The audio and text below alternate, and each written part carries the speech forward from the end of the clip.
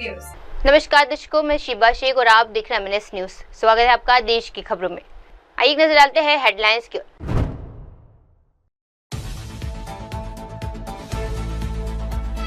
CM Rekha Gupta बोली, हर नागरिक को बेहतर इलाज का हक। प्रियंका खड़गे बोले, ड्रग्स केस में कार्रवाई साबित करती है सच्चाई। ईसी की पारदर्शिता पर सवाल उठाए राजद सांसद मनोज झा ने। आइए देखते हैं खबर विस्तार से।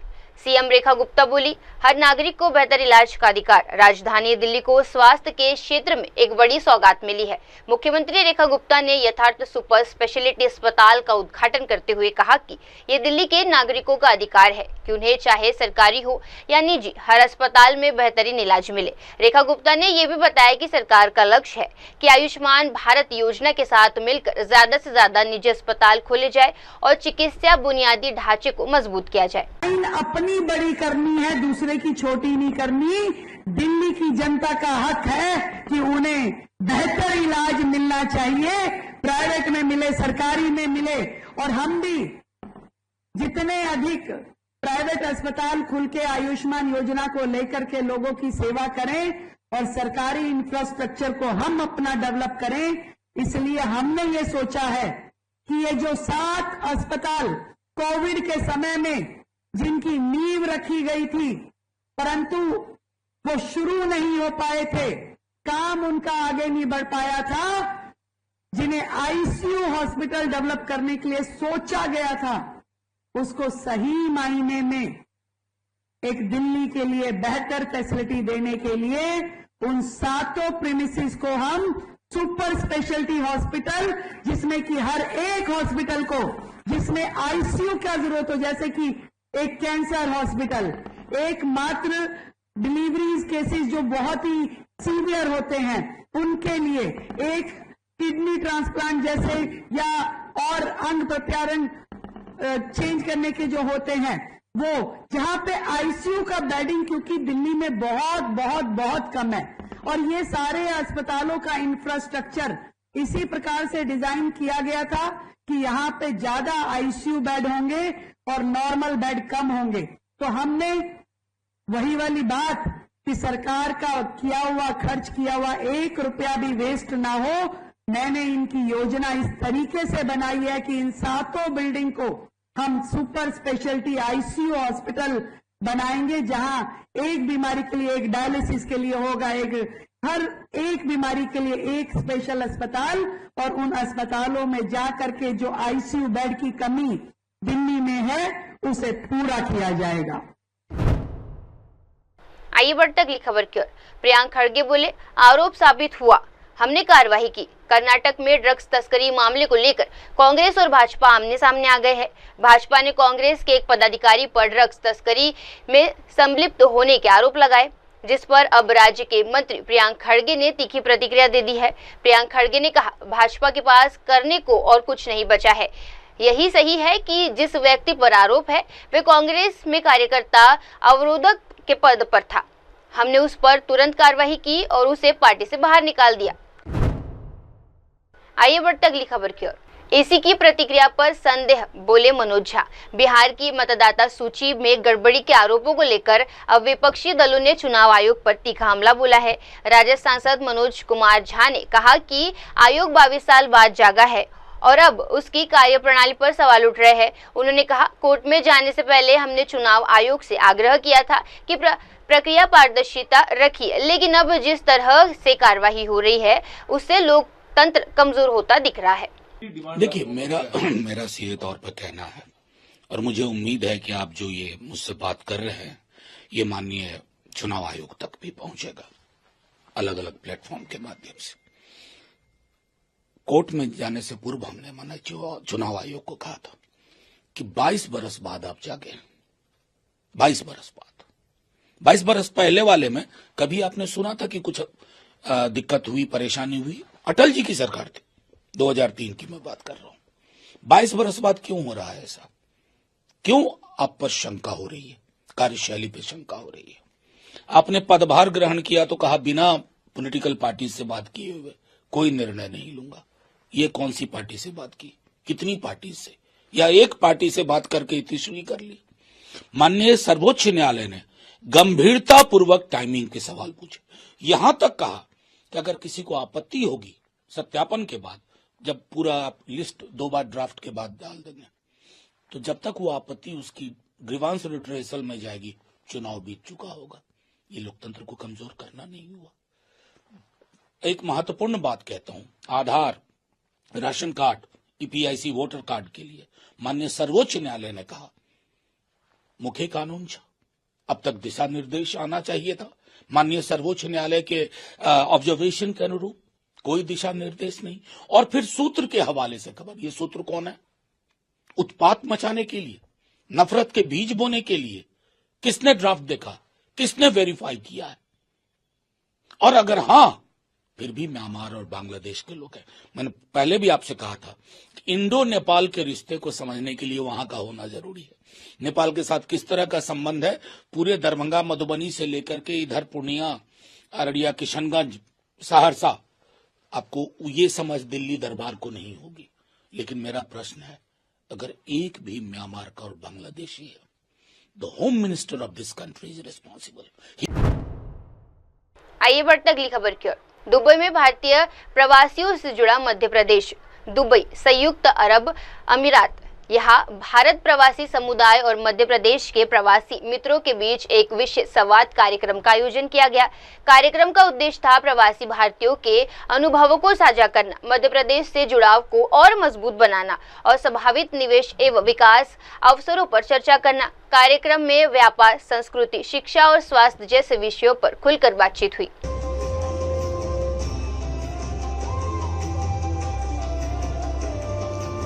Priya Agrawal ji, friends of MP, committee member will welcome Mr. Ilayaraja, Secretary to Honorable CM, Government of Madhya Pradesh. Priya ji on stage, please.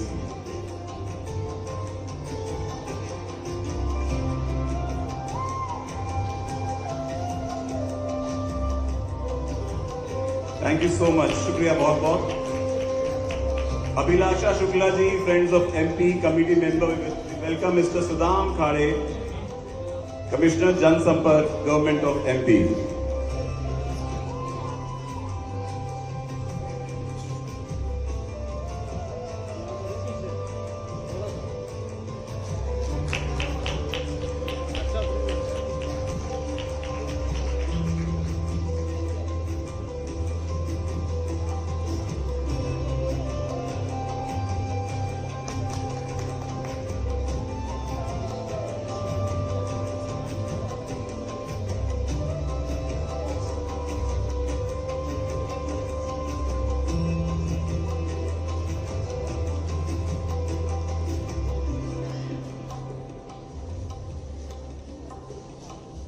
ये मध्य प्रदेश का गान जो कि बहुत ही प्रसिद्ध है, उसकी कुछ पंक्तियां मैं सुनाकर फिर किसी को यहां पे बुलाना चाहूंगा बोलने के लिए। लेकिन उसके पहले कि सुख का दाता सबका साथी, सुख का दाता सबका साथी, शुभ का ये संदेश है, मां की गोद पिता का आशय, मेरा मध्य प्रदेश है। विंध्याचल सा भाल, नर्मदा का जल जिसके पास है, यहां ज्ञान विज्ञान का लिखा गया इतिहास है। उर्वर भूमि, सघन वन, रत्न संपदा जहां अशेष है, स्वर सौरभ सुषमा से मंडित मेरा मध्य प्रदेश है। जोरदार तालियां बजाई जाए। May I request Shri Jitendra Vaidya, president of Indian people's forum UAE and CEO and share holder of Triumpho inspection LLC, एक ऐसी आवाज यहां पर जिनसे हम सभी का बहुत पुराना नाता है। और जब भी इंडियन कल्चर की बात आती है, चाहे वो मंदिर की बात हो, तमाम सारी बात जब भूमि की होती है, मध्य प्रदेश की होती है, तो ये नाम आता है मिस्टर जितेंद्र वैद्य का। May I request sir please come and say a few words, आपसे गुजारिश।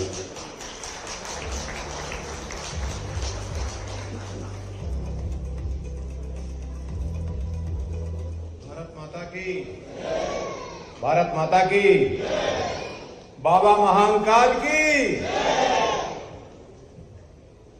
दोस्तों, first of all I would like to welcome our chief guest, the man who comes from Mahankal Ujjain, our honorable chief minister Shri Mohan Yadav.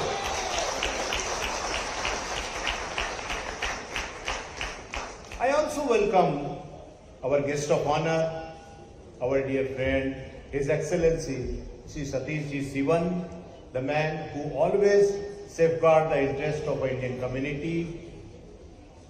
He is like our family member. Without his presence, any of our event is not completed. Please give him a big hand. I also welcome our special guest, our elder brother, Shri Naresh Ji Bhavanani. He always helps us to support the Indian diaspora, and I would like to really appreciate his efforts for our event Ahle Modi. Give him a big hand. I also welcome our dearest man from Madhya Pradesh, the man who always helps the entire Indian community, Shri Vasu Dada Shroff.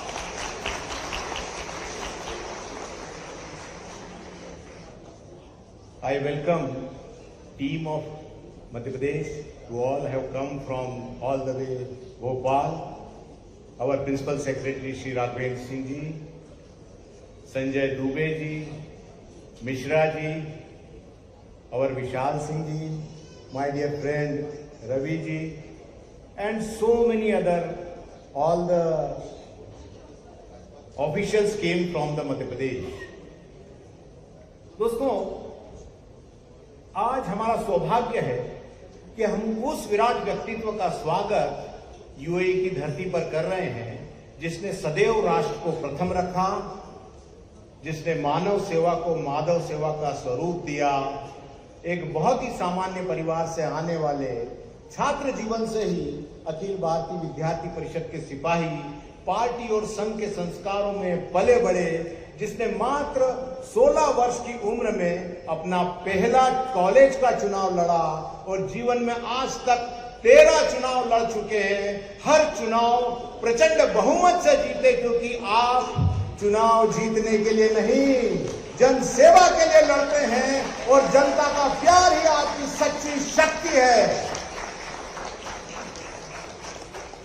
दोस्तों, मैं वो एक बिरला सौभाग्यशाली व्यक्ति हूं जिसे आपने 40 साल पहले कॉलेज और यूनिवर्सिटी दोनों का चुनाव लड़वाया और जितवाया भी। ये वो कठिन दौर था जब हमारी सरकार नहीं हुआ करती थी, लेकिन उस कठिन दौर में भी आपने कई आंदोलन किए। मुझे याद है 1991 का आपका विश्वविद्यालय शुद्धिकरण आंदोलन। उस आंदोलन के बाद आपने जीवन में कभी पलट के नहीं देखा।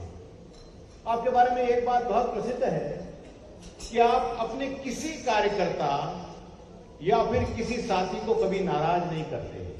लेकिन मुझे याद आ रहे हैं 2 क्षण जब आपके कार्यकर्ता आपसे बहुत नाराज हो गए, एक 1993 और एक 2003। दोनों बार सारे कार्यकर्ताओं ने आपको चुनाव लड़वाने की पूरी तैयारी कर ली। एक बार तो नाम भी अनाउंस हो गया, लेकिन संघ के संस्कार ऐसे कि आपने दोनों अवसर अपने सीनियर साथियों को दे दिए और कार्यकर्ताओं को यह कह के समझाया कि हमारे पास भविष्य में और भी मौके आएंगे। दोस्तों, ये सिर्फ और सिर्फ दुनिया की सबसे बड़ी राजनीतिक पार्टी भारतीय जनता पार्टी में ही संभव है, क्योंकि हमारे यहां न पद, न जाति, न धनबल। यदि किसी को सम्मान दिया जाता है तो वह आपका समर्पण और आपकी योग्यता।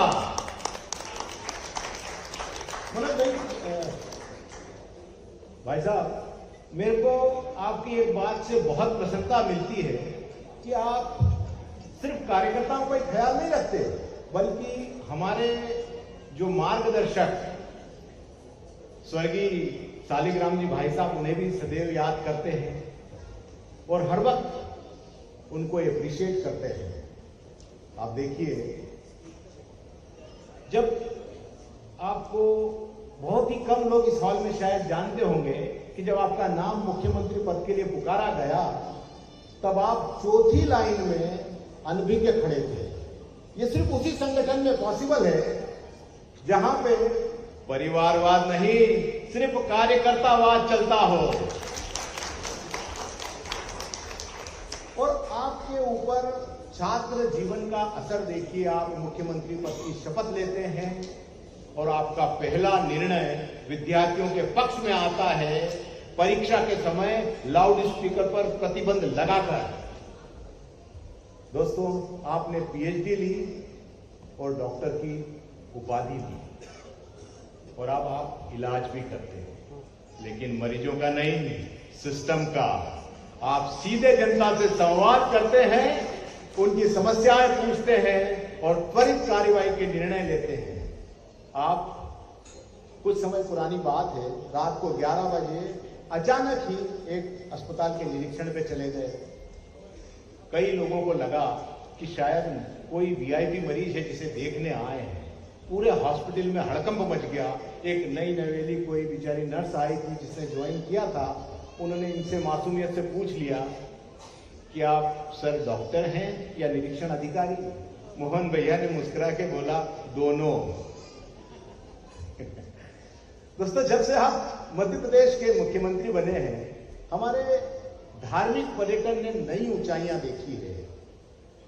रामलला के प्राण प्रतिष्ठा के समय अयोध्या में महाकाल से आपने 5 लाख लड्डू वितरित किए और विवाह पंचमी पे 1.25 लाख लड्डू नेपाल गए।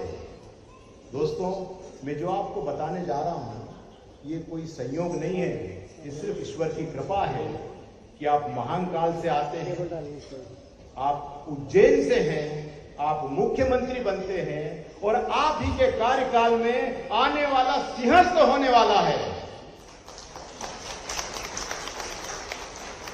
दोस्तों, मध्य प्रदेश सिर्फ एक राज्य नहीं है, ये हमारी समृद्ध साहित्यिक और ऐतिहासिक धरोहर का प्रतीक है। ये भूमि धर्म, संस्कृति, परंपरा और विकास का समागम है और इसकी यही विशिष्टता इसे भारत के सारे राज्यों से अलग खड़ा करती है और हमें गर्व से कहने का मौका देती है कि हम मध्य प्रदेश के निवासी हैं। दोस्तों, मध्य प्रदेश के जब से आप मुख्यमंत्री बने हैं, गति, गरिमा और गुड गवर्नेंस, इन तीनों मोर्चों पर निर्णायक पहल हो रही है। आपका प्रशासनिक अनुभव, आपकी नीतियां और जमीनी पकड़ आज प्रदेश के कोने कोने में विकास की नई कहानी कह रही है। गए थोड़े समय पहले ग्लोबल इन्वेस्टर समिट में लाखों करोड़ के निवेश स्वीकृत हुए। महिला सशक्तिकरण के लिए कई योजनाएं लागू की गई, सुरक्षा व्यवस्था को और सुदृढ़ बनाया गया और कई मेडिकल कॉलेज, इंजीनियरिंग कॉलेज की नींव रखी गई। स्टार्टअप, रोजगार गारंटी और उद्यम क्रांति जैसी कई योजनाएं चालू की गई। सड़क, सिंचाई, बिजली और डिजिटल नेटवर्क का विस्तार और अच्छे तरीके से किया गया।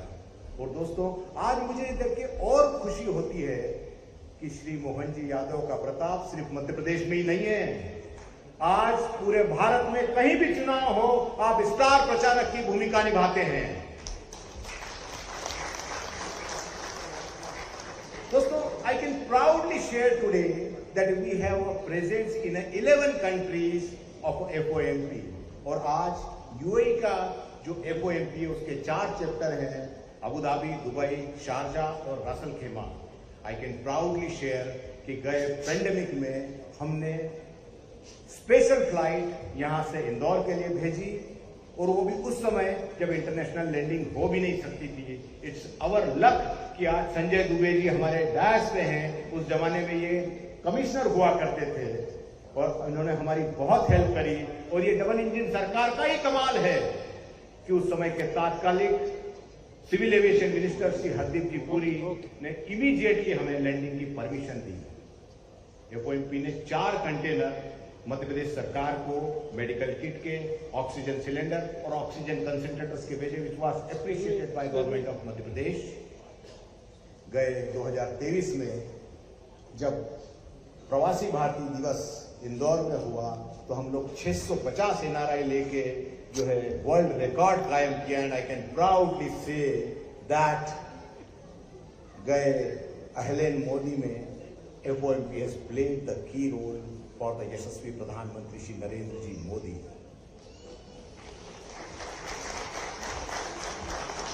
I have taken a lot of your time, but before I conclude, I must say कि ऐसे कर्मयोगी मुख्यमंत्री का स्वागत करना दोस्तों हमारा सौभाग्य नहीं, हमारा गौरव है, क्योंकि आप यदुवंशी तो हैं ही. आपका नाम भगवान श्री कृष्ण का पर्याय मोहन यादव है. मैं आप सभी से अनुरोध करता हूं अपनी जगह खड़े होकर मेरे आपके सपने मुख्यमंत्री श्री मोहन जी यादव का जोरदार करतल ध्वनि से स्वागत कीजिए. देवियों सज्जनों तालियां बजती रहनी चाहिए. Thank you very much. एक भारत श्रेष्ठ भारत. जय हिंद, जय भारत. धन्यवाद बहुत बहुत. Thank you so much mister Jitendra Vaidya. Always a pleasure to listen to you. May I request his excellency Satish sir, consul general of India, to say a few words. Sir you can use the right that dance. Thank you so much. Thank you. जोरदार तालियां बजनी चाहिए. शुक्रिया. Thank you very much. It is always a test for one to take the dais after Mr. Jitendra Vaidya. You always set such high standards that it is very difficult for me to follow through, and every time I got caught in the same position. So, it is our pride, it is a moment of pride for us to have the Honorable CM of Madhya Pradesh, Shri Mohan Yadav ji, in our midst. But from the time that we got a first call from Mr. Raghavendra Singh about this visit, the kind of request that has been coming in from the community regarding interaction with him, meeting with him, time with him, it has been such a difficult task for us to say no. Such is his level of popularity that everybody wants to interact with him, meet with him, and from the moment we received him today morning, we could see why people want to be in his midst.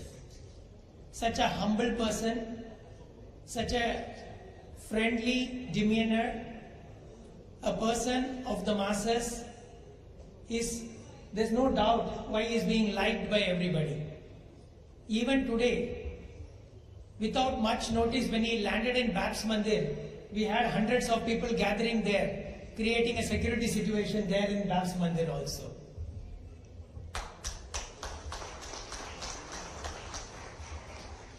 Today being a Sunday, and I know that tomorrow is a working day, people have gathered here, been waiting to hear from him for the past 2 hours. That shows the level of fondness and affection that the community has for him.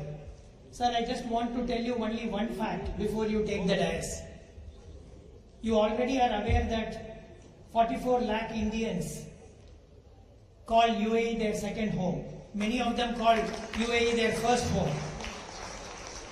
And a good representation of that is here today, welcoming you, honoring you, waiting to listen from you. But the best part that I have discovered today, sir, is that Madhya Pradesh is not only the heart of India, seems to be the heart of Indian diaspora in UAE. It came as a surprise to me to learn that Vashur Shropji was born in Ujjain. Mr. Naresh Bhavnani is from Ujjain. Good members of the Bora community came and told me that they also have Madhya Pradesh roots. I consider now that Madhya Pradesh is the heart of Indian community in UAE. So, very happy to join you today in welcoming the Honorable CM of Madhya Pradesh. We know that he has a very tight schedule. He is going to be here hardly 36 hours with us. But looking at the kind of reception that he has got today, I am sure he will make it a point to come back to Dubai and spend much more time with the diaspora and try and motivate you to achieve greater heights. So without taking much of your time, sir, welcome once again, and the floor is yours. Thank you very much. Thank you his excellency, शुक्रिया बहुत बहुत। मध्य प्रदेश को कहा जाता है अनंत संभावनाओं का प्रदेश। ये क्यों कहा जाता है, ये सवाल कुछ लोगों के दिल में अगर आ रहा है तो एक एवी आपके लिए यहाँ पे प्रस्तुत है, वो देखिए। और उसके पहले एक बार जोर से बोलिए नर्मदा मैया की। धन्यवाद।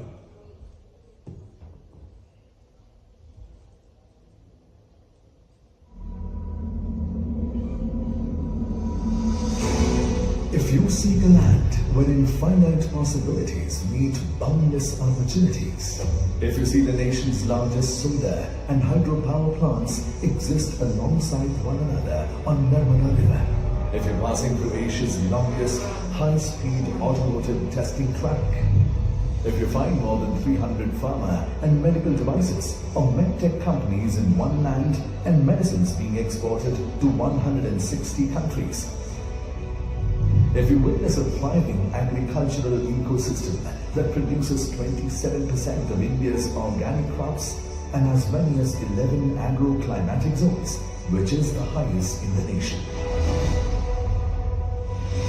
If you're exploring a vast industrial land bank of more than 1 lakh acres, if you're not facing land and labor issues at all,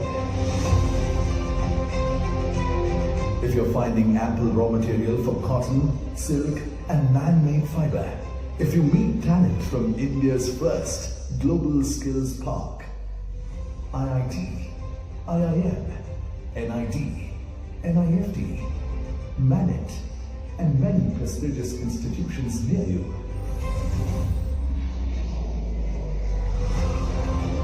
if you have access to multiple airstrips and 6 world-class airports for connectivity and doing business with ease, if you see a defense hub emerging, if natural resources are in abundance and readily available at your factory's doorstep, if you're awed by World Heritage Sites, wildlife around you, and blessed by spiritual, divine destinations symbolizing India's timeless traditions, if you're looking to expand your business in an ecosystem that offers unparalleled ease and comprehensive support from the government, if you experience dynamic leadership and investor-centric policies creating an ecosystem for the next industrial revolution,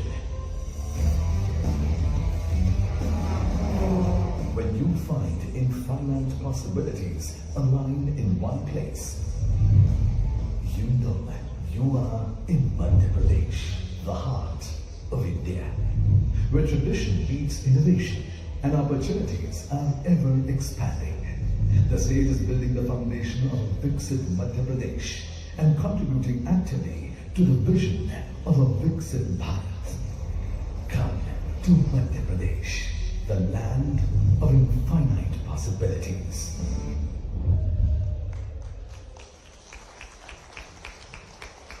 और जोर से तालियां होनी चाहिए। और अब वो घड़ी आ गई है जिसका हमें इंतजार है। मैं जिन्हें यहाँ पर मंच पर आमंत्रित करना चाहता हूँ, आप सिर्फ एक नेता नहीं हैं, एक दृष्टा हैं जिनकी सोच में है विकास। लेकिन उसके पहले एक छोटा सा चेंज, टूरिज्म पर एक एवी है, क्योंकि पर्यटन बहुत जरूरी है। इतने खूबसूरत जगह है एमपी में, बहुत सारी देखने के लिए। मैं चाहता हूं कि वो एवी हम देखें, उसके बाद फिर मैं अपनी बात रखूंगा। Thank you so much.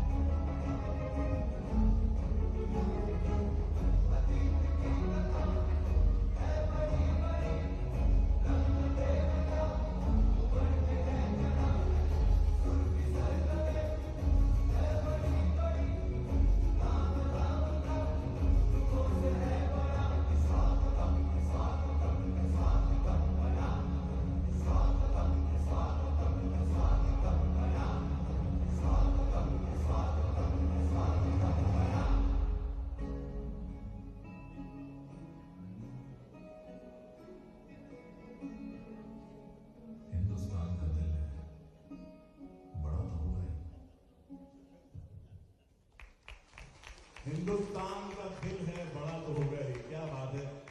मैं बहुत ही, मुझे इस बात का फख्र है कि मेरा ताल्लुक इंदौर से है, मैं गाँव में पैदा हुआ और मेरी 2 बहनें उज्जैन में हैं, तो मैंने पूरा MP कवर किया हुआ है। तो मुझे खुशी है कि आज मैं इस प्रोग्राम का हिस्सा हुआ। और अब मैं जिन्हें यहाँ पर आमंत्रित करना चाह रहा हूँ, हम उनका इंतजार कर रहे हैं, उनकी बातें सुनने का इंतजार कर रहे हैं। आप सिर्फ एक नेता नहीं है, एक रिश्ता है जिनकी सोच में है विकास और संकल्प में है नया मध्य प्रदेश। उज्जैन की पुण्यभूमि से आपने परंपरा को प्रगति से जोड़ा। आप एक कर्मशील जनसेवक हैं जिन्होंने न सिर्फ मध्य प्रदेश में बल्कि बाहर भी, दुनिया में, विश्व मंच पर मध्य प्रदेश की बात की है और बहुत प्रयास किए हैं।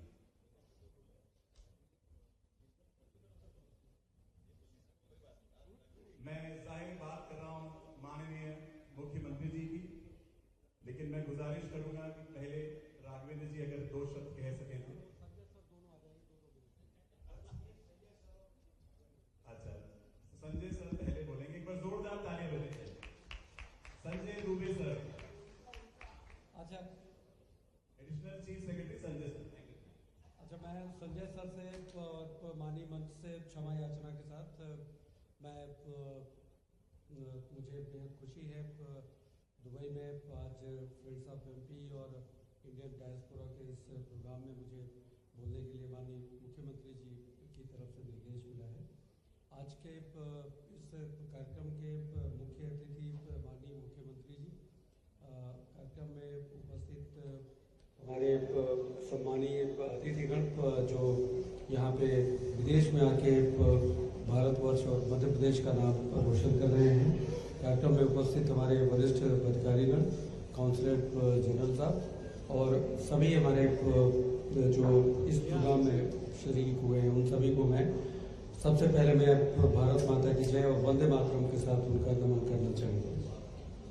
मित्रों, मध्य प्रदेश के बारे में मैं केवल संक्षेप में अगर कहना चाहूँ तो भारत दुनिया की सबसे तेज बढ़ती हुई अर्थव्यवस्था है और मध्य प्रदेश भारत में अगर एक सिक्किम को छोड़ दें, छोटे राज्यों को, तो मध्य प्रदेश सबसे ज़्यादा तेजी से बढ़ती हुई अर्थव्यवस्था के रूप में है। अगर इस बात को अगर मैं और आगे अगर रेखांकित करना चाहूँ तो मध्य प्रदेश की जो GSDP की ग्रॉस स्टेट डोमेस्टिक प्रोडक्ट, उसकी जो ग्रोथ रेट है वो पिछले 10-12 वर्षों में सर्वाधिक पूरे देश में बनी हुई है। मध्य प्रदेश में माननीय मुख्यमंत्री जी, आप उनको अभी सुनेंगे, माननीय मुख्यमंत्री जी का जो औद्योगिक विकास के ऊपर बहुत बड़ा उनका फोकस और उनका योगदान रहा है। पूरी कर्मठता और शिद्दत के साथ माननीय मुख्यमंत्री जी औद्योगिक विकास के लिए लगे हुए हैं और सबसे बड़ी चीज मैं आपको कहूं कि वो क्षेत्रीय जो संतुलन है उसको भी स्थापित करने की कोशिश और पूरे मध्य प्रदेश में समन्वित रूप से कैसे विकास हो सके, इसके लिए रीजनल इंडस्ट्री कॉन्क्लेव की अवधारणा पे काम किया गया है, जिसमें कि ग्लोबल इन्वेस्टर समिट करने के पहले हम लोगों ने उज्जैन में, जबलपुर में, ग्वालियर में, रीवा में, सागर में, नर्मदापुरम में, शहडोल में, इन सब जगहों पे हम लोगों ने अपने कार्यक्रम किए और निवेश की संभावनाएं हम लोगों ने पूरे प्रदेश भर में तलाशी और वहाँ पे निवेशकों को मौका मिला। मैं जो अगली बात कहना चाहूँगा वो ये है कि मध्य प्रदेश अपनी ईज ऑफ डूइंग बिजनेस और कंप्लायंस बर्डन को रिड्यूस करने के लिए निरंतर प्रयास कर रहा है। हमने माननीय प्रधानमंत्री जी के समक्ष उनके कर कमलों से 18 नई नीतियां हमने फरवरी में जब ग्लोबल इन्वेस्टर समिट की थी तो उसमें 18 नई नीतियां लागू की।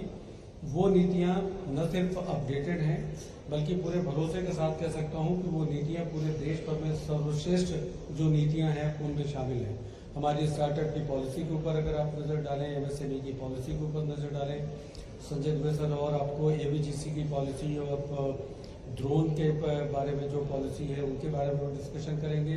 रियल एस्टेट सेक्टर में प्राइवेट डेवलपर्स के लिए जो पॉलिसी है। एविएशन के सेक्टर में यहाँ पे काफ़ी चर्चा होती है, उसके ऊपर पॉलिसी है। तो बहुत ही एक जैसे कहते हैं कि एक बहुत बड़े कैनवस के ऊपर नई नई पॉलिसीज, और वो पॉलिसीज ये देख के कि निवेशकों को कैसे उसके साथ विचार विमर्श करने के बाद उन सब पॉलिसीज के ऊपर हम लोगों ने काम किया है, और उन पॉलिसीज का कोई भी बहुत ही बेहतर ढंग से लाभ उठा सकता है। अब सभी निवेशकों को इन जनरल आपको समझ में आता है कि आपको अनुमतियां लेने में जो डिफरेंट तरह के परमिशंस और ये सारी चीजें हैं, उसके लिए हम लोग प्रयास कर रहे हैं कि everything has to be on the portal, और पोर्टल के ऊपर एंड टू एंड सोल्यूशन हम प्रोवाइड करें। उसका प्रयास और माननीय मुख्यमंत्री जी की निरंतर समीक्षा होती रहती है। 30,77,000 करोड़ के निवेश के प्रस्ताव में ग्लोबल इन्वेस्टर समिट के समय मिले थे, और उन निवेश के प्रस्तावों के ऊपर निरंतर समीक्षा करते हुए हम लोगों के प्रयास हैं। उसमें हमारी स्ट्राइक रेट 50% के आसपास तक कैसे पहुंचे, उसके लिए लगातार हम लोग प्रयासरत हैं। मैं बहुत ज़्यादा समय आप लोगों का न लेते हुए यही कहना चाहूँगा कि मध्य प्रदेश में लगातार आप सभी लोगों के प्रयासों से मध्य प्रदेश की एक बहुत ही जबरदस्त छवि एक तेजी से विकसित होने वाले राज्य की है। निवेश के लिए मध्य प्रदेश बहुत ही जैसे कहते हैं कि पूरी तरह से अपने आप को तैयार पाता है। माननीय मुख्यमंत्री जी की कठोर मेहनत और परिश्रम, उसके साथ साथ जो एक विजन है, एक उद्देश्य जो प्राप्त करने की तरफ हम लोगों ने जो एक कार्य योजना अपनी तैयार की है, मेरा आप सभी लोगों से मेरी गुजारिश है कि आप लोग जरूर मध्य प्रदेश में निवेश के लिए आएँ। मध्य प्रदेश आपका घर है, और कभी भी आप अपने घर पे आए, हम लोगों को स्वागत करके खुशी होगी। जय हिंद, जय भारत, जय माता।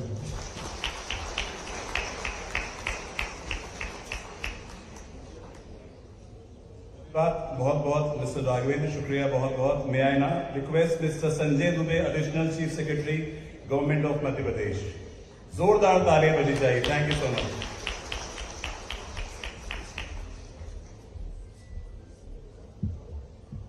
A very good evening to each one of you.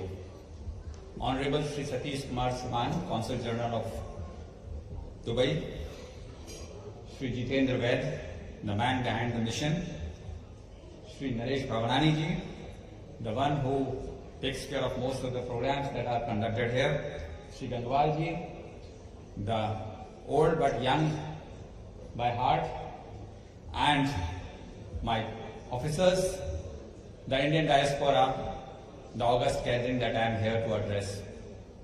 It's a privilege.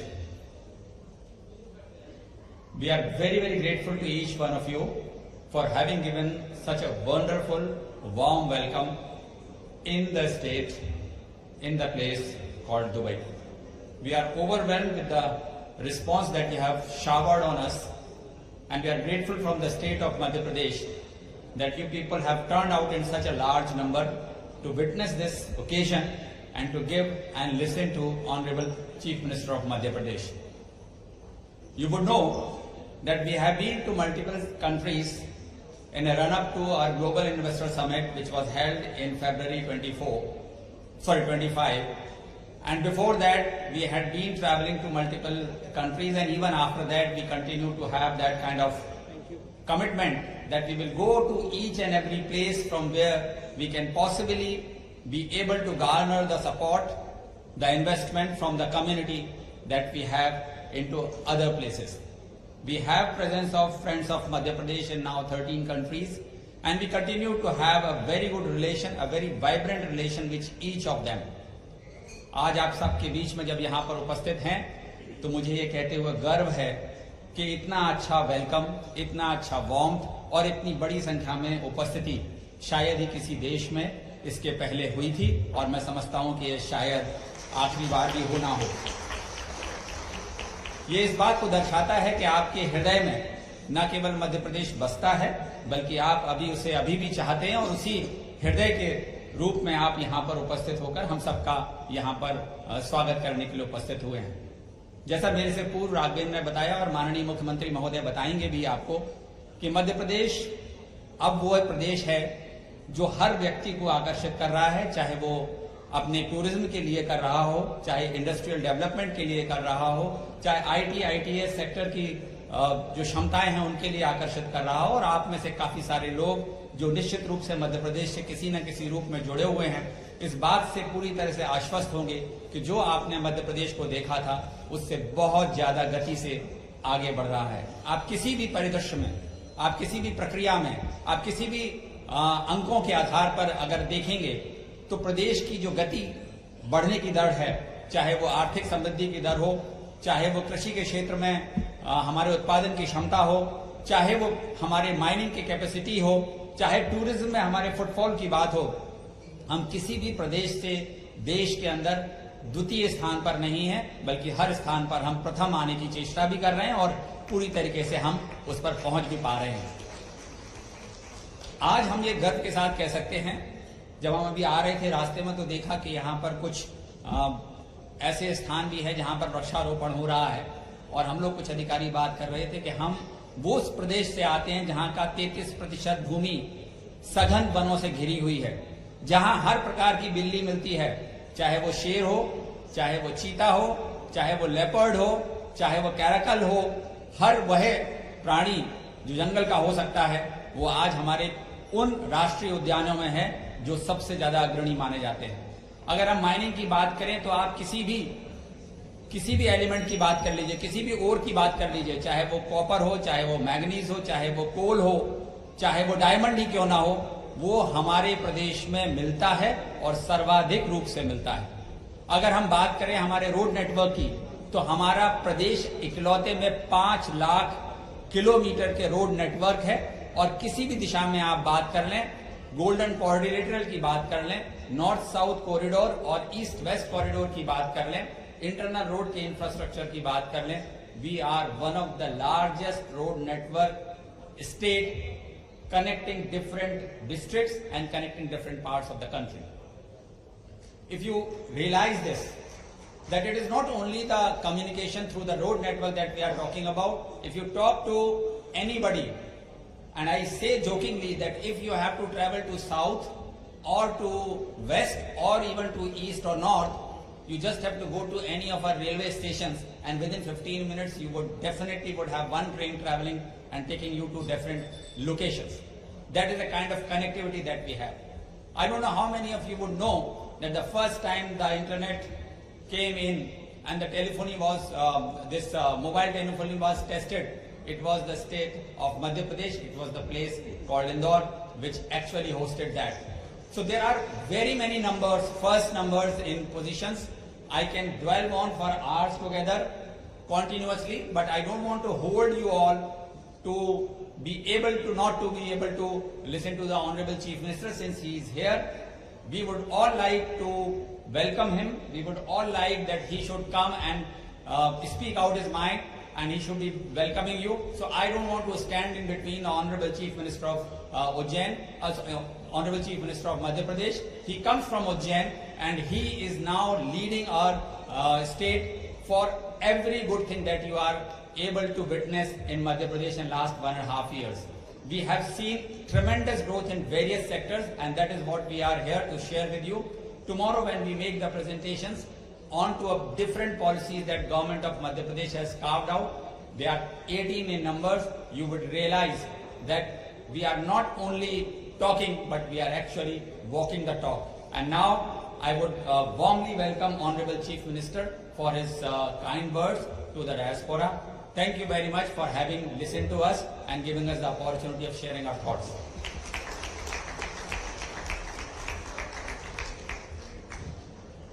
Thank you so much mister Sanjay Dubey, धन्यवाद बहुत बहुत आपका।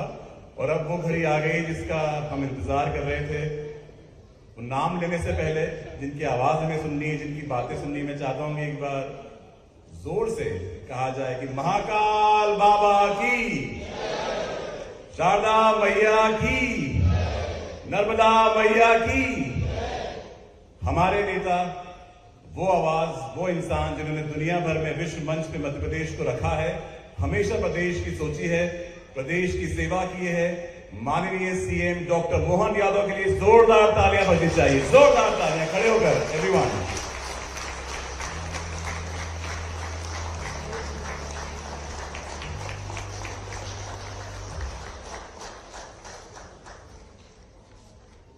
आज के इस कार्यक्रम में मंच पर विराजमान भारत के महावाणिज्य दूत श्रीमान सतीश कुमार सिवान जी, मेरे कॉलेज के समय के साथी भाई जितेंद्र वैद जी, इस अवसर पर हमारे वरिष्ठ और उज्जैन से भी संबंध है, मध्य प्रदेश से है, देश का ही दिल है, हमारे वासु भैया भगरानी जी, आपका भी वासु भैया, और नरेश भवनानी जी, आपका भी स्वागत अभिनंदन।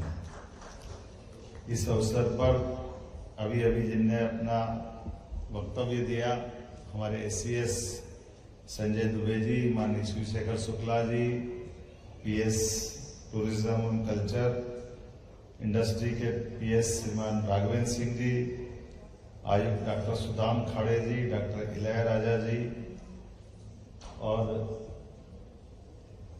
सारा भारतीय, खास करके ये मेरा अपना परिवार है, आप सबको नमस्कार करता हूं, आपका अभिनंदन करता हूं।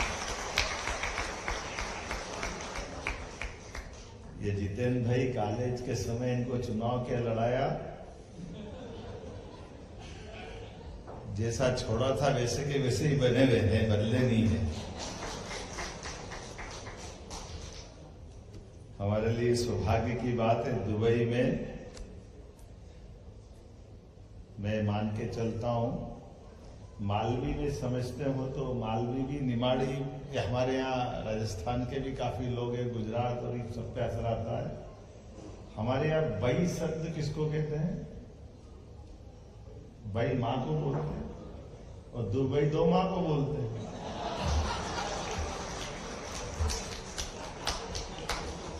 आप सबको बधाई दे रहा हूं।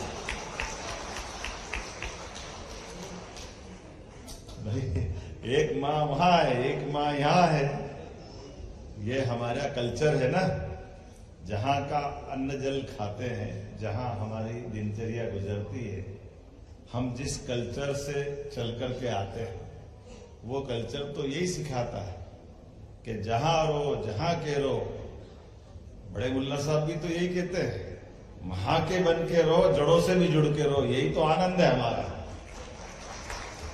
और इसी को माननीय प्रधानमंत्री के शब्दों में, विरासत से विकास और क्या होता है?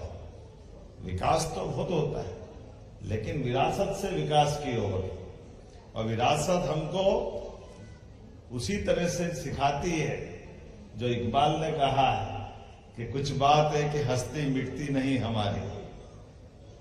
बड़े बड़े देश, पता नहीं बड़ी बड़ी सभ्यताएं, लेकिन उनकी अपना लचीलापन, उनकी अपनी जो भी कुछ चीजें थी, कोई बात नहीं, लेकिन हमारी अपनी तो उदारता है, हमारी अपनी भूमिका, भारतीय लोगों की भूमिका हमेशा दूध में शक्कर की तरह रहती है, कब मिलके मीठा कर दे पता ही नहीं चलता है, पीने वालों को भी आनंद आए, जिसके जाए उसको भी आनंद आए, ये सदैव उसी तरह से जाना जाता है, हमारी अपनी मिठास।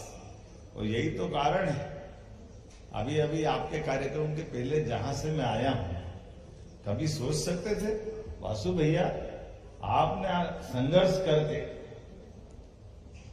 हमारी वो पद्धति को फिर जिंदा कर दिया, जिसके लिए आपने कहा था कि मैं उस बात के लिए लड़ा जहां हर एक कोई पहुंचना चाहेगा, और वो पद्धति से जिसमें हम सीख के आए, वो आपने अंतिम संस्कार की लड़ाई लड़ी थी कि नहीं लड़ी थी? तो आपके लिए भी अभिनंदन। और आज हमने वहां के लिए भी गए जहां के लिए लड़ाई लड़ी थी, दुबई में स्वामीनारायण, और मुझे और आनंद वहां आया, सभी धर्मों के लोग दिखे मुझे, इसीलिए तो आनंद है। कहाँ किसका हाथ पकड़ा, और महाराज जी ने भी सब बनाए अपने सारे दर्शन में, सभी धर्मों की अलग अलग अच्छाइयों को लेकर के, स्वामीनारायण के मंदिर की प्रतिमाओं के निर्माण कार्य में सभी चीजों की अच्छी भी जोड़ी। एक तो इसी को तो कहते निराकार से साकार, साकार से निराकार। फर्क क्या है? जिसका जन्म हुआ उसको जाना है, लेकिन आने और जाने के क्रम में अगर हम सबको सम्मान से देख ले, सबको प्यार बांट ले, यही तो हमारी संस्कृति ने सिखाया है। कहाँ कोई बंधन है हमारे पास? कोई बंधन नहीं। तुम इसको मानो ये भी सही, ये इसको माने ये भी सही, तुम्हारे हाथ से बुरा नहीं हो भाई, इतना ही ध्यान रखो। जब भी करो अच्छे ही करो, सच्चे ही करो, इससे बड़ा कुछ भी नहीं। और इसी को तो यशस्वी प्रधानमंत्री ने हमारे कोविड के समय करके दिखाया कि जब दवाई बनाई तो दवाई में भारत वालों को भी बचाया और 100 से ज्यादा देशों में दवाई पहुंचा करके जियो और जीने दो की भावना का अलग जगाया। हमारे नागरिक भी सुरक्षित रहे और हमारे पे जो भरोसा करे वो भी सुरक्षित रहे, उनका भी प्रेम हमारे से बना रहे। इसीलिए आज हम सब बदलते दौर का भारत का नक्शा भी देख रहे हैं और इसीलिए हम अपने देश की उस कल्चर के आधार पर उसकी प्रगति भी देख रहे हैं। उसमें आप लोगों का रोल भी बहुत बड़ा है। आप तो मैं मान के चलता हूं कि बॉर्डर पे सिपाही जैसे सेना का बॉर्डर पे बैठा जवान और खेत में काम करता किसान, वो वहां का भी महत्व रखता है। लेकिन आप उससे और एक कदम आगे वाले जो अपने उस कल्चर को, अपने देश की उस खूबसूरती को, अच्छाई को बॉर्डर के पार भी जिंदा रख रहा है। इसलिए आपको ज्यादा बधाई देता, आपका अभिनंदन। जीवन में 2 रोटी तो आप जहां थे वहां भी मिलती रहती, उससे कोई मना थोड़ी था।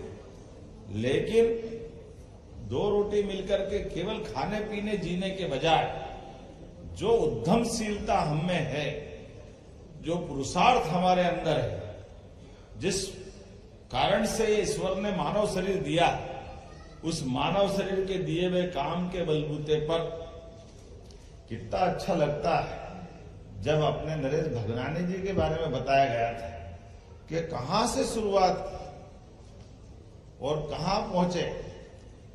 ये मंद शोर नहीं, बड़ा शोर हो गया भैया यहां पे। काय का मंदसौर, जोरदार ताली बजाओ। मंदसौर किसको कहते हैं? इसको सरल भाषा में मारवाड़ी राजस्थान लगा हुआ बॉर्डर पे। अपना रुपया 10 रुपए में चले तो मजा आए, फालतू का 1 रुपए की चवन्नी कौन करे? तो आपका 1 रुपया 10 रुपए में चल रहा है कि नहीं? आप तो 100 रुपए में चला रहे हो और जोरदार हो। और आप यहाँ एक से बढ़कर एक, केवल आपको ये वासु भैया में भी वही देख रहा हूं। ये वासु भैया भी कम थोड़ी पड़ रहा है। मैंने इनसे पूछा तो मैंने टेक्सटाइल का काम करता हूँ, 10-12 शोरूम और होटल और सब बढ़िया भगवान की दया से। मैंने कहा फैक्ट्री कितनी बनाने की? पहले फैक्ट्री का क्या काम, बेचने का काम अपना। तो ये जो व्यापार के अपने मार्ग बना करके अपनी पहचान बनाने, ठप्पे के साथ जब आए थे संघर्ष से, कोई बात नहीं। खून मां के पेट से राजा महाराजा पैदा होता है। जिसमें सामर्थ्य होता है, दम होता है, वो राज करता है, दुनिया का इतिहास। ठीक है,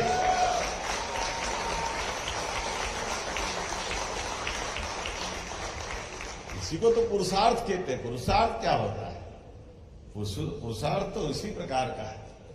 लोग कहते हैं धन कमाना है, तो धन काहे से कमाते जितेंद्र भैया? धन से धन। और मैं कह रहा हूं आप गलत बोल रहे हो तो नहीं। मैं अरे धन बुद्धि से कमाया जाता। धन तो बैंक में पड़ा, बहुत पड़ा, कितना भी पड़ा। धन पे क्या कमी है? धन अगर धन से होता तो फिर कई धनी लोग ब्याज पे क्यों पैसे देते? जो आदमी धन से ब्याज का भी पूरा कर दे और अपने ऊपर पुरुषार्थ से आगे बढ़ा और फिर आने वाली व्यवस्थाओं की चेन बना दे, वो सच्चे अर्थों में पुरुषार्थ ही है। उद्यमशील तो इसको ही कहते ना। अपनी युक्ति बुद्धि से कहां से कहां। आजकल तो जमीन भी कम पड़ रही, आसमान पे लोग राज कर रहे हैं। आसमान से बिजनेस की बात सोच रहे हैं। बदलता समय, कहीं आसमान के ऊपर देख रहे हैं, कहीं पानी के अंदर जाके घुस के नीचे से देख रहे हैं। आज ही दुबई में भी देख के आए। पन्ना तो हमारे यहाँ, ये पन्ना जिला, लेकिन हीरा यहां बैठा था, हीरा के व्यापारी से मिलवाया। हीरा का सारा व्यापार यहां चल रहा है। मैंने कहा ये काम बढ़िया भाई। हमारे अपने ऐसे हीरे ढूंढ ढूंढ के आज दुबई में मिल रहे हैं, पूरे देश में मिल रहे हैं। यही तो मजा है। जिस प्रकार का समय बदला है, इस बदलते समय में ये बात भी सही है कि उद्यमशील पुरुषार्थी लोगों के लिए, यद्यपि जैसे ऐसा कहते हैं कि जो समझदार आदमी रहता है वो समय को पहले पकड़ लेता है, और समय को पकड़ने में मैं माफ करना, उद्योगपति व्यापारी से बढ़ के कोई मौसम विज्ञानी नहीं है का किधर की हवा बह रही है, किधर चलना चाहिए। और हवा सब बता रहे कि भारत की चल रही है। जोरदार अभिनंदन माननीय मोदी जी के लिए।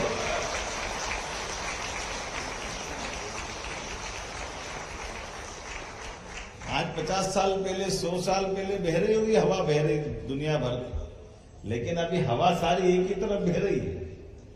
इधर से जाओ, उधर से जाओ, उधर से जाओ, उधर से जाओ, कहीं से भी जाओ, लेकिन भाया इंडिया ही जाना पड़ रहा है, कहीं से नहीं जा रहा है, कोई रास्ता नहीं है। इधर से जाओ, उधर से जाओ। और सच्चे अर्थों में निर्गुण सम्मेलन के अगर कोई नेता है तो नरेंद्र मोदी जी है। जोरदार अभिनंदन करो हमारे अपने मोदी जी।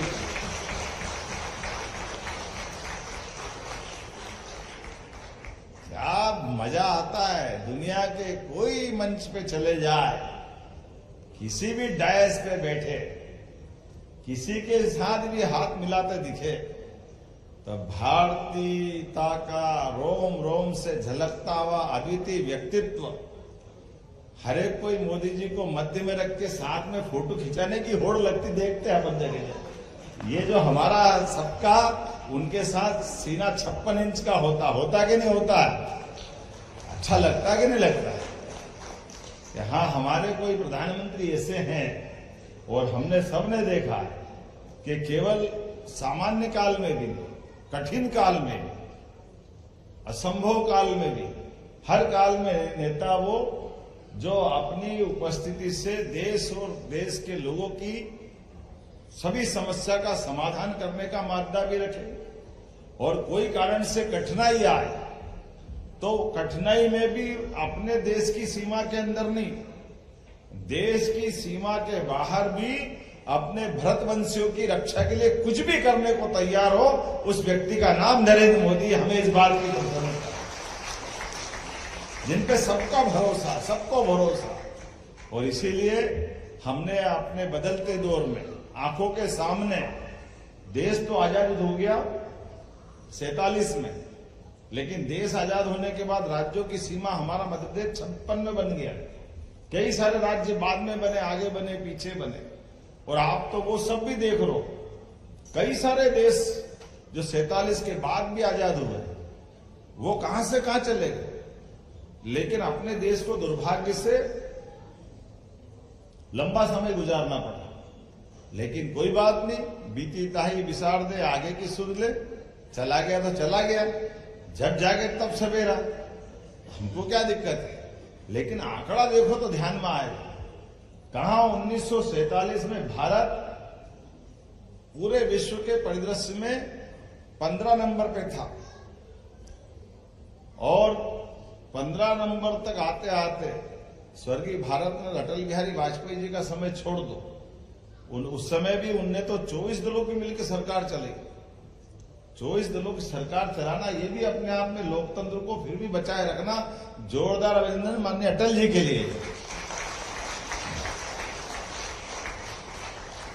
और आज के इस पूरे दुनिया के परिदृश्य में ऐसा उज्जवल धवल चरित्र भी, उनकी 100वीं जन्म शताब्दी चल रही है कि लोकतंत्र के अंदर भारत की खूबसूरती कैसी है कि एक वोट से ही सही सरकार चली गई तो मुंह पे मलाल नहीं आया, वो अटल बिहारी वाजपेयी है। यह हमने सबने देखा।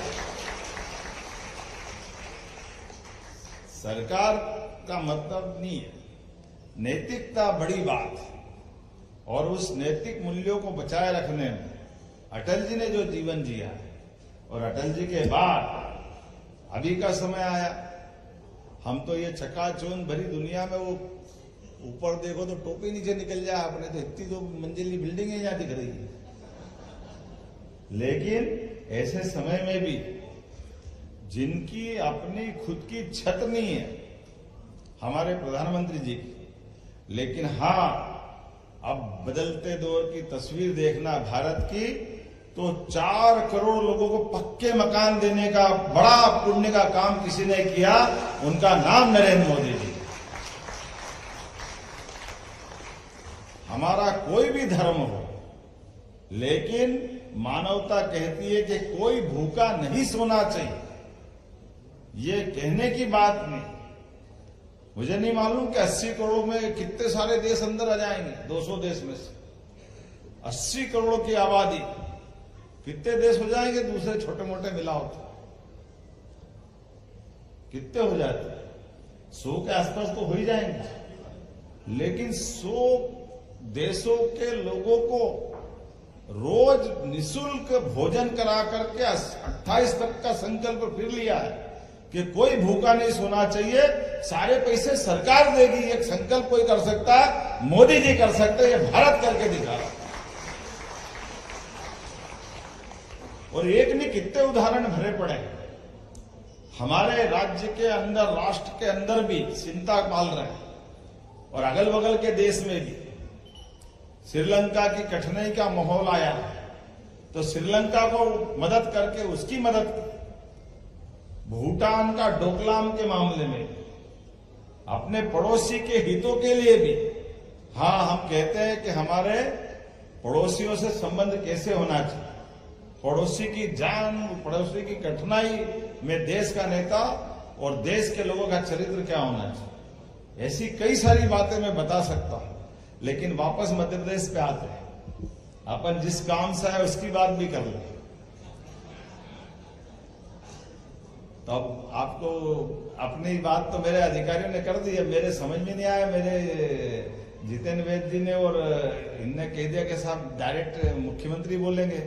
मैंने कहा तुम समझते नहीं भैया, ये दुबई के लोग ज्यादा समझते हैं, थोड़ा सावधानी रखो। सरकार में खाली मुख्यमंत्री बोले तो आम सभा हो जाती है, और सरकारी काम कब होता, पहले अधिकारी से बुलाओ फिर मुख्यमंत्री बोले तो सरकारी काम हुआ, नहीं तो फालतू की बात हो जाती है। हम जो बोले, बुलाए, बताएं, उसको सरकारी भाषा में भी तो रखने वाला आदमी चाहिए। चाहिए कि नहीं चाहिए? होना चाहिए कि नहीं होना चाहिए? तो ये पक्का मान लो। लेकिन मुख्यमंत्री के माध्यम से मैं एक बात जरूर आपसे कहना चाहता हूं, हमारी सरकार बनने के बाद एक एक करके सभी विभागों में हमने सारी पारदर्शिता की नीतियां लागू करते, व्यापार व्यवसाय में कोई सा भी क्षेत्र आप व्यापार करने का बढ़ाओ, जिस भी क्षेत्र में बढ़ना चाहो, मध्य प्रदेश सरकार ने अपनी सारी पारदर्शिता के आधार पर इतनी साफ सुथरी नीतियां बनाई है। आज मैं दिन में गया था, पहले हरियाणा के थे, आजकल वो गुजरात में व्यापार कर रहे हैं। उनने वहां हमारी सोलर पैनल की लैंड के लिए आवेदन किया, और कितनी जमीन, 55 एकड़ जमीन उनने ली, और उनने कहा कि 2 महीने बाद तो हमारा लोकार्पण का टाइम आ जाएगा। तो उनने कहा कि ऐसी सरकार नहीं देखी कि जमीन का आवंटन भी हो गया और सारा काम हो गया और हमको कुछ भी नहीं कहना सुनना पड़ा किसी को। ये एक नहीं, ऐसे कई सैकड़ों लोग मिले। मैंने धन्यवाद दिया कि अच्छा हो मेरी आज आपसे आंख मिली कि आपने भी हमारे यहाँ निवेश कर दिया क्या। इतना जबरदस्त माहौल चल रहा है कि आज किसी क्षेत्र में आप बताइए, फैक्ट्री आप डालो। अभी तक तो हमने सिंगापुर, दुबई इसी में सुना था कि निवेशकों के लिए आकर्षक सारी नीतियां होने के बाद हम निवेशकों से कह रहे हैं कि आप आओ, आने के बाद अपने ऑफर दो। और ऑफर में आपने कहा कि मैं मान लो इंडस्ट्री लगाना चाहता हूं, और इंडस्ट्री के लिए मान के चलो कि बिजली का कनेक्शन ही मुझे अगर लेना है, और बिजली के कनेक्शन में मैं अगर निवेश कर रहा हूं तो बड़ा कनेक्शन लूंगा, बड़ी फैक्ट्री लगाऊंगा, तो पहले दिन से बिजली का कनेक्शन का एवरेज बिल तो ज्यादा आने लग जाएगा, और मेरी फैक्ट्री बनेगी 2 साल 3 साल में, तो बिजली के बिल से मेरी तो हालत खराब हो जाएगी। तो हमने कहा चिंता मत करो, ऐसे ऑफर जो अच्छे लेके आ रहा हूं। तो हमने कहा कि ये सरकार की पॉलिसी के आधार पर आपसे बात कर रहे हैं, लेकिन सरकार की पॉलिसी के बाहर मैं मुख्यमंत्री के नाते से हमारी कैबिनेट कमेटी की सब कमेटी आधारित CCIT के माध्यम से अगर आपने ऑफर दिया कि मैं 500 करोड़ से ऊपर निवेश करना चाहता हूं या रोजगार परक इंडस्ट्री में 100 करोड़ 200 करोड़ का निवेश करना चाहता हूं, तो हमने कहा कि आपने कहा मैं 3 साल बाद, अभी 8 रुपए बिजली का बिल का यूनिट आ रहा है, तो हमने कहा अभी आप जितने देना चाहो, 2 रुपए दो तो 2 रुपए ले लेंगे, जब फैक्ट्री लगेगी तब 8 ले लेंगे। ये छूट देने का अधिकार हमारे माध्यम से आप सबके लिए भी। और न केवल बिजली का बिल, आप रोजगार परक इंडस्ट्री लगाना चाहते हो जिसमें भारत में अपने मध्य प्रदेश वालों को रोजगार देना चाहते हो, तो फैक्ट्री आपकी रहेगी, लेबर आपकी रहेगी। लेबर के लिए भी प्रति लेबर 5,000 रुपया महीना 10 साल तक सरकार आपके साथ देने को तैयार है हमारे कारखाने चलाने का। जमीन, मेडिकल कॉलेज अगर आप खोलना चाहते तो मेडिकल कॉलेज में हॉस्पिटल हमारा सामने रहेगा, डॉक्टर बाकी सारे स्टाफ, और 25 एकड़ जमीन लगती है मेडिकल कॉलेज के लिए। 1 रुपए में हम जमीन देंगे और मेडिकल कॉलेज के लिए हॉस्पिटल 2 साल तक आपको, और बाद में जो प्रोसेस करना है आप पूरी प्रोसेस कर लो, उसके बाद मेडिकल कॉलेज पूरा आप खड़ा करो, हमको कोई परेशानी नहीं। एक एक करके वो सारी चीजें करते जा रहे हैं जो एक उद्यमी को शुरुआत के समय में मदद की जरूरत पड़ती। कोई सा वो क्षेत्र नहीं छोड़ रहे जिसमें इस बात की कोई तकलीफ आए, लेकिन हाँ, हमारे लोगों को मौका देने के लिए, आगे बढ़ाने के लिए हमारी जितनी योजना है वो योजना केवल कागज पे नहीं रहे, कागज के बजाय मैदान में उतरे। हर एक वो संभावना की जगह जहां लोग अपने व्यापार व्यवसाय को बढ़ाना चाहते हैं, वहां आकर हम अपनी बात रख रहे हैं। इसलिए देश के अंदर भी, क्या हमारा तमिलनाडु, क्या बेंगलोर या कोई राज्य, सूरत, गुजरात, अहमदाबाद, राजस्थान का जोधपुर, सभी राज्यों में भी रोड शो करते हुए हमारी सारी नीति सबके बीच ला रहे हैं। और इसका परिणाम क्या आया, हमारे अपने राज्य के अंदर भी छोटे छोटे स्थान पर, संभाग केंद्र पर, जिला जिला केंद्र पर इन्वेस्टर समिट लगातार कर रहे हैं। और उसका परिणाम आया कि जब फरवरी में हमने अपने 1 साल का चक्र घुमाया तो 30 लाख करोड़ के निवेश के आशय पत्र मोदी जी के सामने संपन्न हुए भोपाल के अंदर। ये मध्य प्रदेश पे भरोसा आया। आज तक इतना बड़ा हमारा कोई ऐसा आयोजन नहीं हुआ और उसके बाद भी हम रुके नहीं, थके नहीं, लगातार चल रहे हैं। इसी प्रकार से तो मैं मान के चलता हूं, आज आप सूरत के अंदर के बाद, सूरत के बाद आप जोधपुर, जोधपुर के बाद हम दुबई पे आए और दुबई के बाद हम स्पेन भी जाने वाले। पहले विदेश में जर्मनी, जापान, इंग्लैंड, लगातार ये क्रम चल रहा है। तो मैं मान के चलता हूं आपके अपने ये रिश्ते और मजबूत करने के लिए यहां भी रोजगार करो, यहां भी काम बढ़ाओ। लेकिन मध्य प्रदेश आपको बुला रहा है, ये निमंत्रण देने आपको बीच में आया हो कि आइए मध्य प्रदेश से जुड़े सभी प्रकार की व्यवस्थाओं में। अगर आप टूरिज्म के सेक्टर में आना चाहते हैं तो टूरिज्म में आप 100 करोड़ की होटल खोलते हो तो 40 करोड़ का हमारा उसमें आपको इंसेंटिव दे रहे हैं। 40 करोड़ का मेरे को लगता नहीं है, 30 करोड़ का। 100 करोड़ में 30 करोड़ पहले दिन ही फ्री। किसको कहते हैं, मामूली बात है क्या? आप अपने कर्मबद्ध रूप से काम करो और उससे ही नहीं कोई इंडस्ट्री डालो किसी प्रकार की, जितनी बड़ी इंडस्ट्री डालना चाहते हो। अगर हमारे पास उस तरह की अलग अलग रचना बनाई है और उसके बावजूद भी प्रति मंगलवार उद्योगपतियों से सोमवार मंगलवार भोपाल में सीधी संवाद करते हैं, सभी प्रकार कोई क्षेत्र नहीं छोड़ रहे। मैं मान के चलता हूं आज का हमारा आयोजन ये प्रवासी भारतीयों का फ्रेंड्स ऑफ एमपी संवाद इसी भावना को रख करके संपन्न हो रहा है। मेरी अपनी ओर से आप सबका आभार, धन्यवाद, बहुत बहुत धन्यवाद।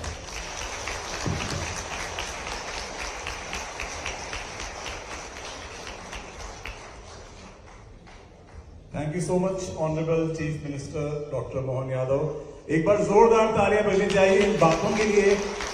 एमपी जो आपको दे रहा है वो आपने सुना, वीडियोस भी देखे और इसमें कोई शक नहीं है कि वहां इन्वेस्ट करने पे जो आपको रिटर्न्स मिलेंगे वो कमाल के होंगे। सर, एक मैं जिन्हें बुलाना चाहता हूं उसके पहले कुछ कहना चाहता हूं। एक कम्युनिटी है जो हम दुनिया भर में देखते हैं, यहाँ भी देखते हैं, हमारे फ्रेंड्स दाऊदी बोरा कम्युनिटी जो कमाल का बिजनेस करते हैं, हमेशा उनके चेहरे पर स्माइल होती है, उमंग होती है।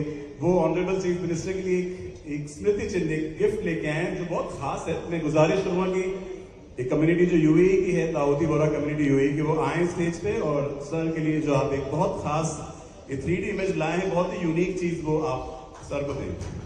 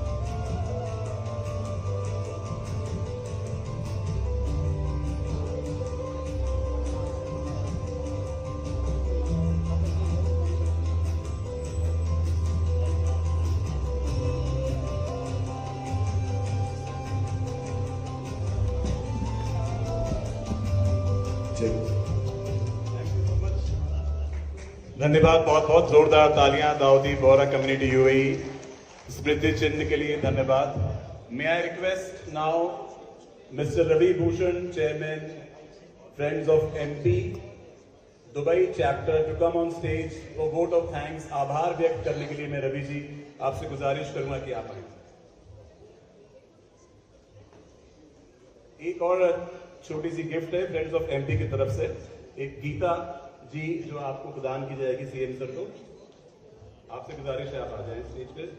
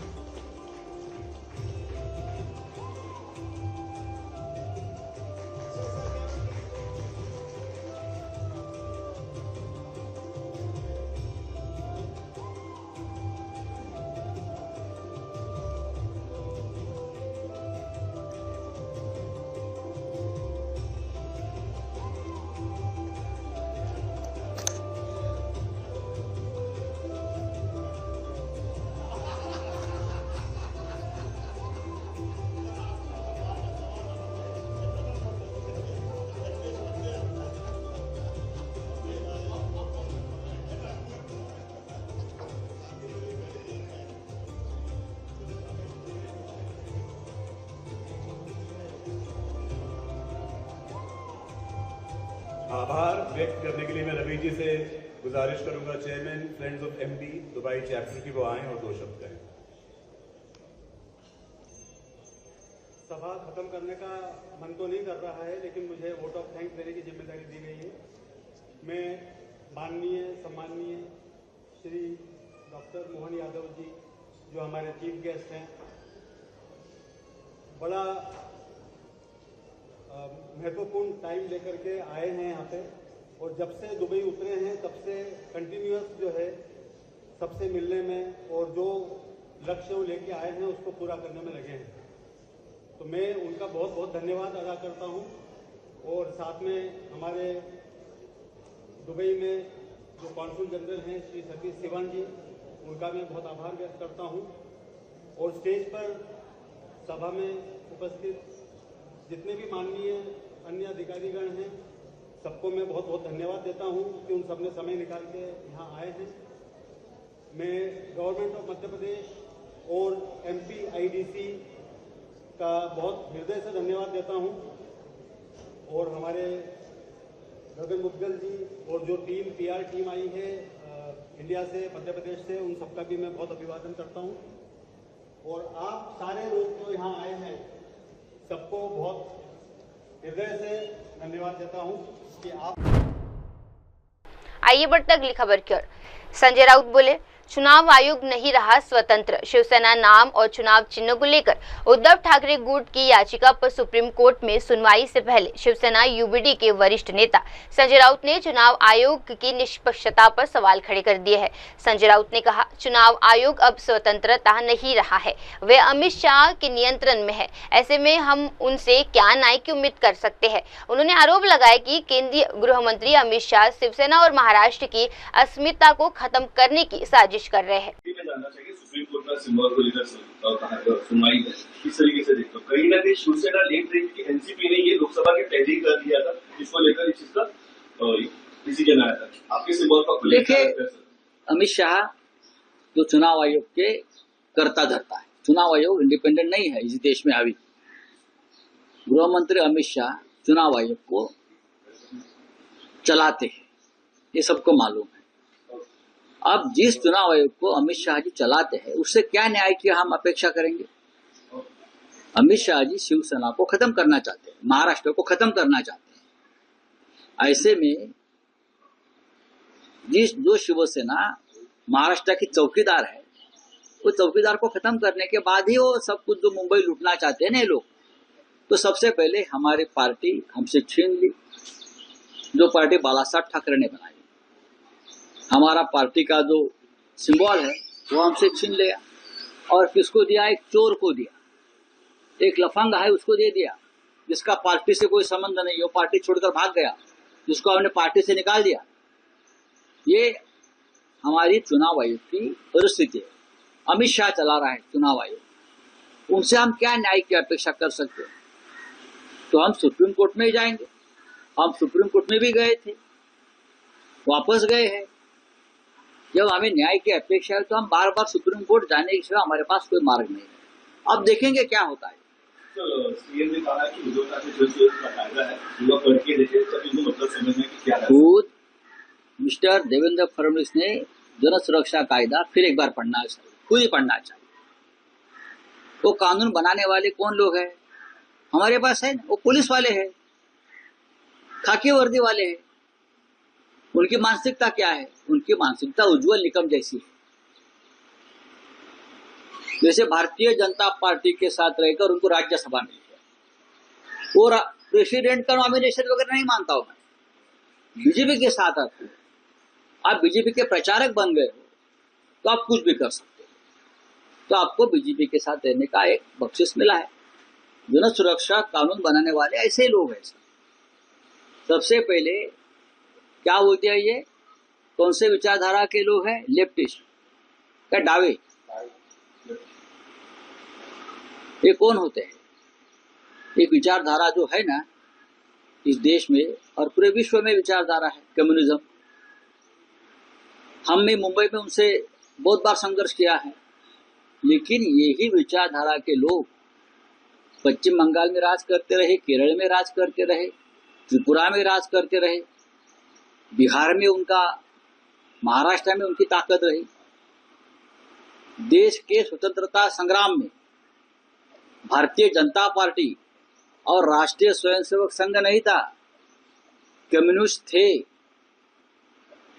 जिसे आप दाएं बाएं बोल रहे हैं ना, ये communism, comrade Shripad Amrit Dange, comrade Mirajkar, comrade Ahilya Rangnekar, Subhash Chandra Bose, forward block, ये भी इसी विचारधारा की एक पार्टी बनी थी सुभाष चंद्र बोस की, जिसका इतना बड़ा स्टैचू आपने बनाया है। तो ये देवेंद्र जी ने इतिहास को फिर एक बार पढ़ना चाहिए, सोचना चाहिए, और बाद में आपने जो कानून बनाया है उसके ऊपर चिंतन करना चाहिए। आइए बढ़ते अगली खबर की ओर। जो हुआ वो गलत था, बोले चंद्रशेखर बावनकुले। प्रवीण गायकवाड़ पर हुए हमले को लेकर जहां विपक्ष भाजपा पर हमलावार है, वहीं अब खुद भाजपा के वरिष्ठ नेता और राज्य मंत्री चंद्रशेखर बावनकुले ने प्रतिक्रिया दे दी है। उन्होंने कहा, भाजपा उनके नेताओं और मुझ पर लगाए गए आरोपों पर गलत है। हम प्रवीण गायकवाड़ पर हुए हमले की निंदा करते हैं। जो हुआ वे बिल्कुल भी ठीक नहीं था। सुषमा अंधारे ने तुमचं नाव जोडलं त्या ट्वीटमध्ये। देखिए, भारतीय जनता पार्टी के ऊपर और हमारे नेताओं के ऊपर और मुझ पर जो आरोप किया जा रहा है वो गलत है। प्रवीण गायकवाड़ जी के साथ जो हुआ है वो अच्छा नहीं है। दीपक काटे पे कार्रवाई पुलिस करेगी। दीपक काटे भारतीय जनता पार्टी का एक कार्यकर्ता है, वो मुझे पुष्पगुच्छ देने के लिए आता है। एक 15-20 दिन पहले भी आया था। अब कार्यकर्ता आता है, पुष्पगुच्छ देता है, इसलिए हमने थोड़ी कहा उनको ऐसा करने के लिए। लेकिन प्रवीण गायकवाड़ के साथ हुआ ये अच्छा नहीं हुआ है। निश्चित रूप से पुलिस ने कार्रवाई करनी चाहिए, और भारतीय जनता पार्टी का कोई संबंध नहीं है, इसका कोई नाता नहीं है। और रही बात सुषमा अंधारे जी की, सुषमा अंधारे जी को एक मालूम होना चाहिए कि कार्यकर्ता फोटो निकालते हैं सब नेताओं के साथ और मंत्रियों के साथ, तो पुलिस उस पर कार्रवाई करेगी। हमने किसी पुलिस को नहीं कहा कार्रवाई नहीं करने के लिए, लेकिन प्रवीण गायकवाड़ जी के साथ हुआ उसके लिए मैं खेद व्यक्त करता हूँ। आइए बढ़ते अगली खबर की ओर। छत्तीसगढ़ विधानसभा सत्र से पहले बीजेपी की बैठक। रायपुर में मुख्यमंत्री विष्णुदेव साय के आवास पर भाजपा विधायक दल की महत्वपूर्ण बैठक हुई। यह बैठक आगामी मानसून सत्र की रणनीति को लेकर बुलाई गई थी, जो कल से शुरू हो रहा है। बैठक के बाद वन मंत्री केदार कश्यप ने कांग्रेस पर हमला बोलते हुए कहा कि सरकार सत्र को लेकर पूरी तरह से तैयार है, लेकिन कांग्रेस के पास कोई ठोस मुद्दा नहीं है। उनके आधे से ज्यादा विधायक तो सत्र में आते ही छोड़ चुके हैं। माननीय मुख्यमंत्री श्री विष्णुदेव साय जी के अध्यक्षता में विधायक दल की बैठक संपन्न हुई, और कल से मानसून सत्र प्रारंभ हो रहा है। सरकार पूरी तरीके से तैयार है। कांग्रेस के पास में मुद्दे नहीं हैं। उनके आधे से ज़्यादा विधायक उनकी बैठकों में आना बंद कर रहे हैं, किस तरीके से उनके नेता भाग रहे हैं, ये देखने को प्राप्त हो रहा है। और हमारे आज इस विधायक दल की बैठक पे माननीय मुख्यमंत्री जी के अध्यक्षता में जो बैठक हुई है, सरकार पूरी तरीके से तैयार है। मानसून सत्र में जितने भी विषय आएंगे उसमें हमारे सभी माननीय विधायकगण हिस्सा लेंगे और हमारा मानना है कि मानसून सत्र पूरे तरीके से सरकार हर दृष्टि से सभी मंत्रीगण अपनी पूरी तैयारी के साथ में विधानसभा सत्र में भाग लेंगे। कल विधानसभा अध्यक्ष आदरणीय श्री डॉक्टर रमन सिंह जी के मार्गदर्शन पर नए विधानसभा परिसर पर बृहद वृक्षारोपण का कार्यक्रम रखा गया है और उसके साथ साथ बायोडायवर्सिटी और वेटलैंड पर भी एक प्रेजेंटेशन रखा गया है। आइए बढ़ते अगली खबर की ओर। सीएम धामी ने वर्चुअल माध्यम से की शिक्षा विभाग की समीक्षा।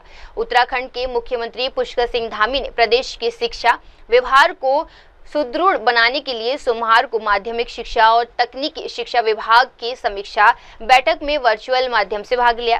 बैठक में विभागीय अधिकारियों से विभिन्न योजनाओं की प्रगति रिपोर्ट ली गई। साथ ही गुणवत्ता में सुधार, अधूरी परियोजना की स्थिति और डिजिटल शिक्षा के प्रसार पर भी विशेष चर्चा हुई।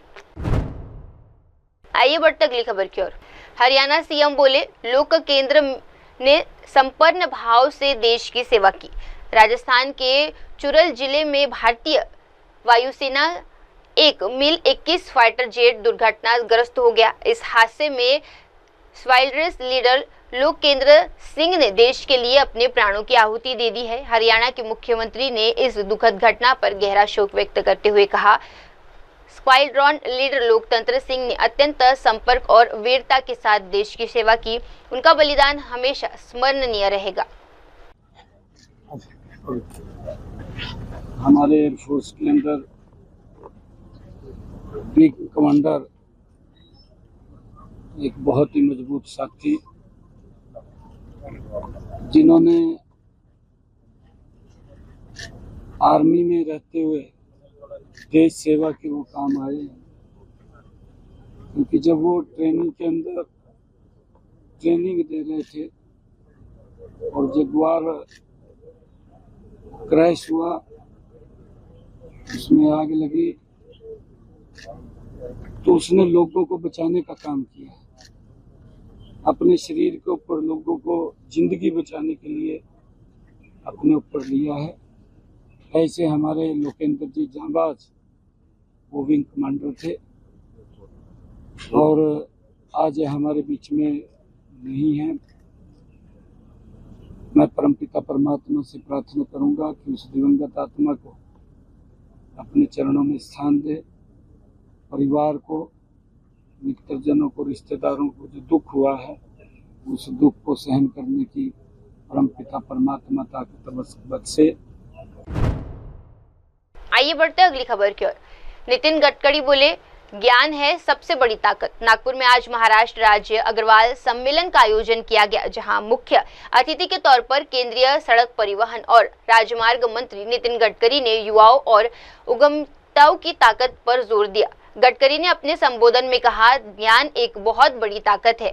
नवाचार, उद्यमिता, विज्ञान, प्रौद्योगिकी, अनुसंधान, कौशल और सफल प्रथमाओं को हम ज्ञान मानते हैं और यही ज्ञान जब सही दिशा में उपयोग किया जाता है तो उसे धन में बदला जा सकता है। मैं अक्सर एक बात कहता हूं कि नॉलेज ये बहुत बड़ी ताकत है, शक्ति है।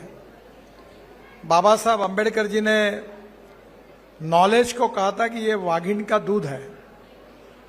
और इसलिए innovation, entrepreneurship, science, technology, research, skill and successful practices, इसको हम नॉलेज कहते हैं, और conversion of knowledge into wealth हमारा भविष्य होता है। आज हमारा देश विश्वगुरु बनने के लिए हम सब प्रयास कर रहे हैं। हमारे देश को वर्ल्ड की 3rd लार्जेस्ट इकोनॉमी हमको बनानी है। हमारे देश को $5 ट्रिलियन की इकोनॉमी और ये आर्थिक दृष्टि से एक समृद्ध संपन्न देश अगर बनाना है तो सबसे बड़ी ताकत अगर कोई है तो हमारी young talented engineering train man power जो है वो शिक्षा से कितनी पढ़ी लिखी है उसके आधार पर हमारे देश का भविष्य निर्माण होने वाला है। अब वक्त हो चला है दर्शकों, छोटे से ब्रेक का। ब्रेक के बाद भी जुड़े रहिए, देखते रहिए MNS न्यूज टीवी। धन्यवाद। नमस्कार, मैं Abhishek Bachchan. Keep watching MNS news.